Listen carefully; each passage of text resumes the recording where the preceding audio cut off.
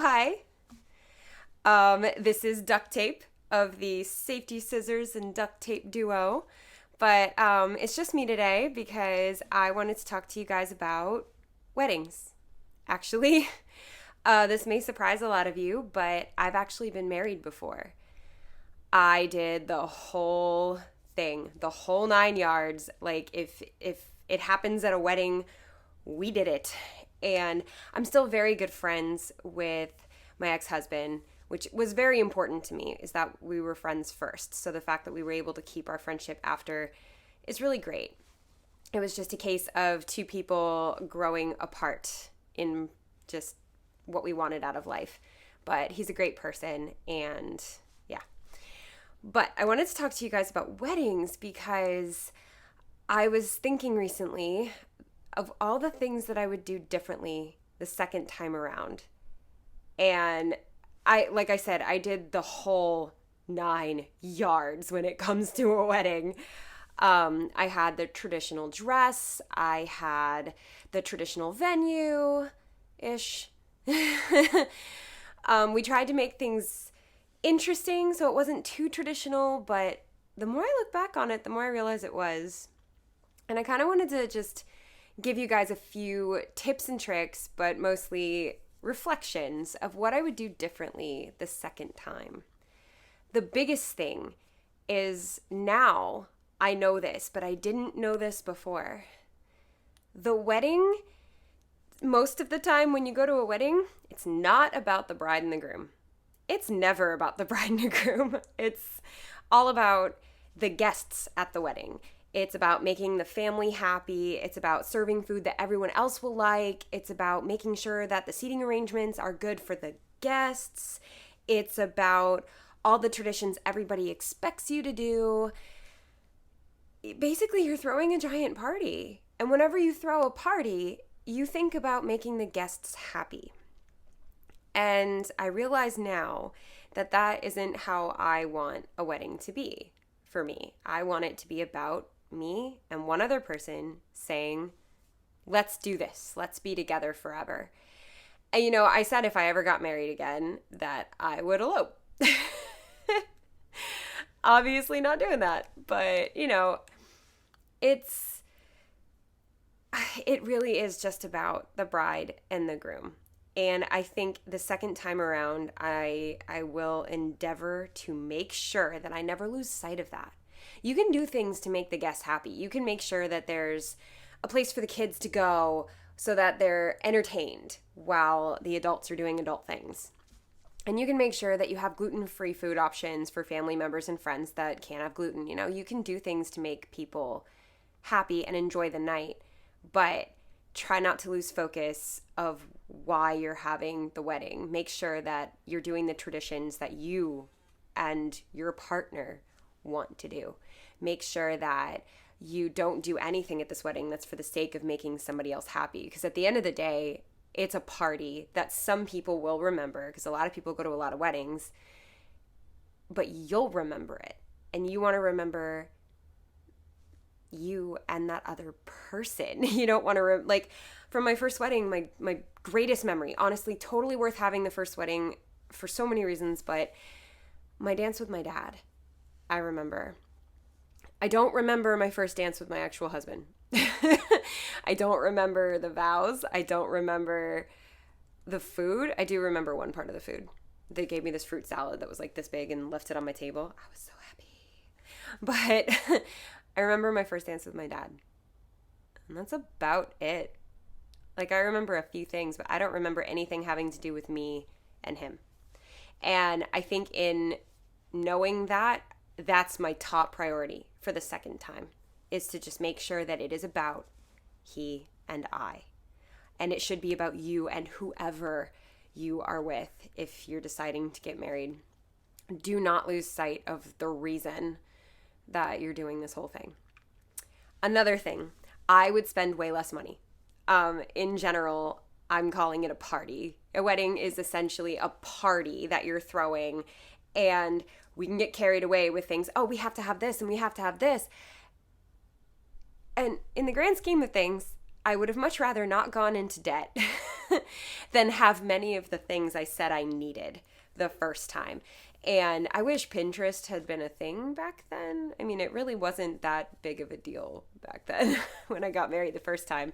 Now I'm learning how to DIY a lot more things, and I'm learning alternatives for like food at the wedding that maybe doesn't have to cost $10,000, because you can spend $10,000 just on food. You can. Food and beverage. I would spend a lot less money. I would take the time to do DIY things, or I would maybe not have things. Like, I don't need chair decorations. I don't care what people sit on. Maybe they will care, but at the end of the day, in 5 years, are they going to remember your chair coverings? No, but you're going to remember the extra $2,000 you had for your honeymoon that you didn't spend on chair coverings, you know? So I'm just saying, I would definitely look at what I spent the first time and try to 1/10 of that, honestly, because that's money that could go toward buying a house. It's money that could go toward things that will last forever and not just one night. Now, I'm not downplaying anybody that wants to have a $50,000 wedding. That's fine if that's what you want to do. This vlog is about me saying what I would do differently, not what you should do differently. Everybody is different. And if you want a big wedding that costs like millions of dollars and you want to do all the traditions, do it. Oh my goodness. Absolutely have fun. I would love to go to a wedding that has all that stuff, but I'm saying what I would do differently. And spending less money is definitely one of those things. And also the DIY stuff, I will spend more time with my person. I don't know when this video is coming out, so I don't know what I'm supposed to say there, but I would spend more time with my person doing the DIY things. Make it more of an adventure that you do together, less of, or that I do together, I guess, not you guys, because I just said this isn't about you, it's about what I want. I would make it more something that he and I would do together and enjoy, like a journey that we come to the end of together, not just I do all the things and he shows up at the end, or vice versa, because I've seen it the other way too. I would say, hey, we want to make these things, right? Awesome, let's make them together. And then vlog about it, because we vlog now. I don't know. Also, I would include his family a lot more in the planning process. I didn't the first time. Relations between me and my ex-husband's family were always kind of tense, I want to say. I was not their cup of tea when it came to types of people, but, respect was there, love was there. I just wasn't their favorite person in the world, I guess. I have a much stronger relationship with the people in my life right now, so I'm really grateful for that. And I will include his family a lot more in the DIY stuff, the planning process in general. Just use this not just about me and him, but also make it about the two families coming together. I'm going to be somebody's daughter. I wasn't their daughter before the wedding. After the wedding, I'm technically their daughter, and I feel that I want to honor that more than just, oh, I'm marrying this person. Oh yeah, they come with a family too. No, it's a big deal. I'm being accepted as a member of that family, and I want to enjoy the process more, but also honor it more, be a part of it and forge relationships along the way. There are a lot of family members I don't know. So the more of them I include in the planning and the creation and the just talking about it, the more I get to know people, and it's over something super fun. So that's something I want to do differently as well. Another thing I want to do differently that I don't get to do is not have a wedding, actually. Like I said, I want to elope. I would love to go away to somewhere and just, it's me, it's him, it's a waterfall. That's it. That's all I want. But obviously not a thing, because that's not what he wants. And I don't even know how to get words out right now. It's important to me that both of us get what we want. And I'm willing to compromise on that, because I've done the wedding before, he hasn't. So if he wants a wedding, he gets a wedding. Easy. I'm going to want to scale back a few things, like the number of people there. But again, I'm gonna have to compromise on that because family comes first, and apparently his is huge. Yikes. But it's kind of cool because I've always had a really small family, so getting a large family is really fun, actually. But yeah, I think those are a few of the major things that I would do differently. And I'm excited to do these things or not do these things. As I said, spend less money for sure. I would rather spend that money on a down payment on a house and a honeymoon, a really fantastic trip that he and I can just take together and escape. You know, again, I don't remember the wedding, my first wedding, barely. My one regret is that my dad won't be here for the second one. But I have a plan on how to walk down the aisle with my dad. As you can see, I have a thing about Wally, and I'll probably do a dad story about this too. But I have a thing about Wally and robots, and it's because we always said that my dad was like Wally, and he's like, why? Because I'm trash? And I said, LOL, no, but he loved that. He was just a little robot, and I'm thinking about getting somebody up where we're going to be getting married, and somebody who owns an actual Wally robot, like a remote controlled Wally robot, a big one, like almost my size. Not my size, like half my size, because Wally's actually a square and very short. But, and see if I can rent that to walk down the aisle. How weird is that? But it's the closest I can come to having my dad walk me down the aisle again. So, and literally, it's the only thing I remember really from the first time.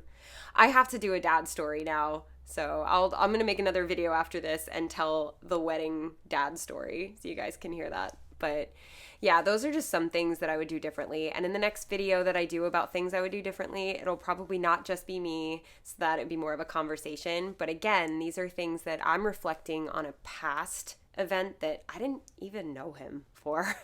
So I felt just me would be a good idea. But yeah, I would also get a dress that I really like, because I didn't. I felt very rushed. I guess I thought I was going to end this video, and now I'm not. I felt very rushed with getting my dress, and I think I'll get a dress that I actually really like, but I also am not going to get a dress that costs very much at all, because again, you wear it once. I've been trying to use my dress from the first one for a cosplay, and I can't think of any cosplay I can use it for. I'm trying to find another reason to wear it again because I spent so much money on it, and I can't. So I would definitely spend a lot less money. But yeah, and again, include my mom and his mom and other family members in that process, not just because I want people there to dote on me. I don't want that at all, actually. But I want them to have that experience. You know, I'm my mom's only daughter, and his family only had boys. So I'm it. And I just think that that's just something really cool that I could do, that I would like to do with them. So yeah, I hope you guys have enjoyed this very honest discussion with me about weddings. And I guess that's going to be the subject of some content here. But yeah, I'm happy. I'm excited to do it again. I'm a little scared. It's a very scary thing. But honestly, vlogging it with you guys and making it something that we all do as a giant group of friends, like, that makes me feel better. So yeah, thanks for being along with us on our excellent adventure. And yeah, I'm duct tape, and safety scissors will be back soon, and we're out of here.